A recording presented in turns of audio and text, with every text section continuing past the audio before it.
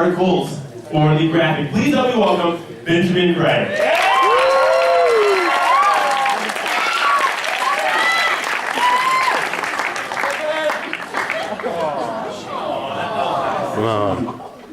Hello, my name is Ben Kryder. I forgot my easel, so I'm just going to tell a story. If you guys would come back with me on a journey to a better time, I was in the 6th grade. I was very portly, very round boy. Prepubescent, just awkward, and I was outside waddling around in the front yard. I was shooting some hoops in the front yard, and you couldn't distinguish the ball from me. But I was playing some basketball, and a neighbor, a man, is walking across the street. And he comes up, he kind of waves at me, he says, "Hello, my name's John. I live catty corner to you." I said, "Hi, Ben, how are you doing?" He said, "Would you mind dog sitting for us in a couple of days?" I said, "Yeah, sure, it's no big deal." So he said, "All right, swing on by tomorrow, and I'll give you a key, kind of show you how things go, let you meet the dog." So I do, I go over there, knock on the door, he answers.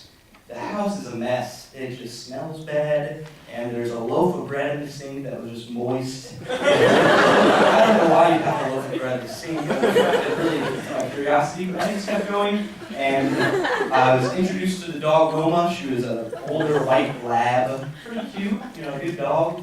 And he showed me the dog food, gave me a key, and I helped Wilma out every day. They were in Arizona visiting their parents or something.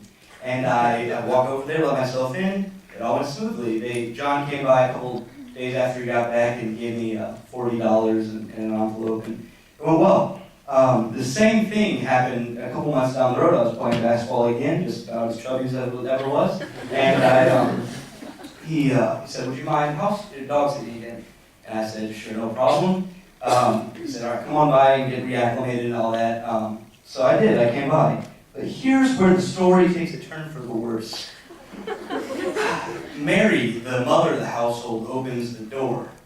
No big deal. I said, "Hello, how are you doing?" She invited me in. But Wilma, the dog, just goes crazy. She starts barking at me. She's growling. She's just all over me. And I'm just doing the only natural response is, even though the dog hates you, you just go, "Oh, hi, dog, how are you doing?" It bring down the situation, make it a little less awkward. But she says, "Wilma, you know Michael." I thought, that is not my name. My name is Ben, and I never insinuated that my name is Michael. It's not my middle name. I never want a shirt that said Michael on it. But this is all in my head. I don't say anything to her yet, because we all make mistakes. It's okay. So I said, if this happens again, I'll confront her. We'll figure it out. I go into the kitchen to see the dog food and all that again, as if I need to again. And Timmy, the little boy, walks in. He just looks scared, and she says, "Timmy, you remember Michael?" And I realize that we've got a situation on our hands. This woman is misleading her family and believing my name is Michael. In fact, I've never given any reason to believe that. And so I've got two options.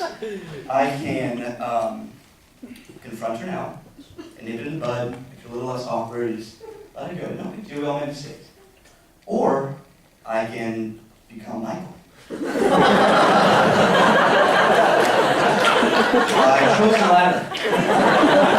I thought I'd just get through one more week. I'll never see these guys. We don't do neighbor stuff. We don't worry about that in my family. So I'll never see them again. The problem is they asked me to do this for the next 6 years. And I became Michael. Every year I go over there, they say, "Hi, Michael." I say, "How you guys doing?"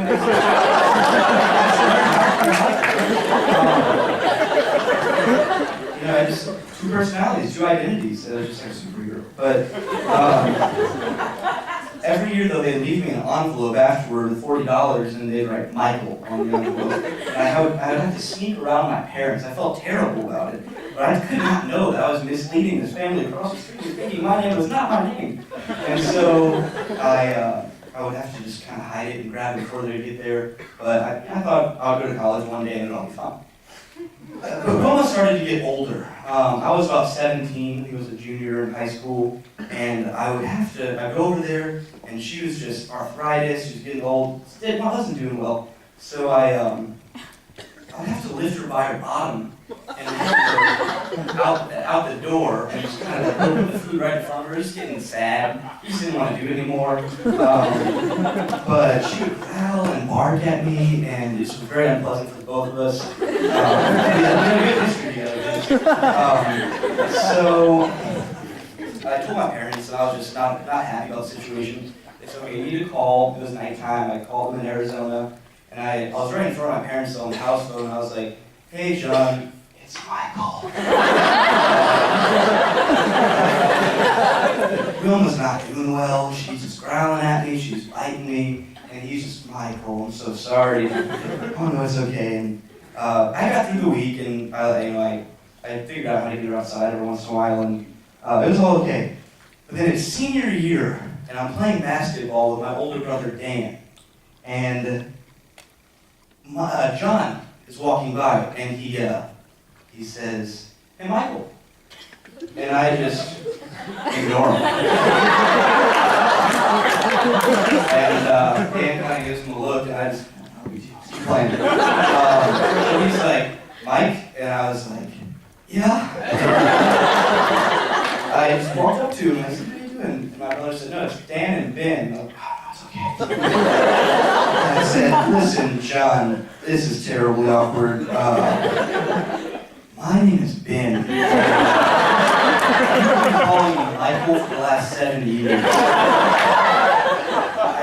I really wanted to tell you earlier, it got out of hand, it snowballed, and this was terrible. I was on the verge of tears. I felt terrible for misleading the man. He was just embarrassed as could be. I still haven't talked to him.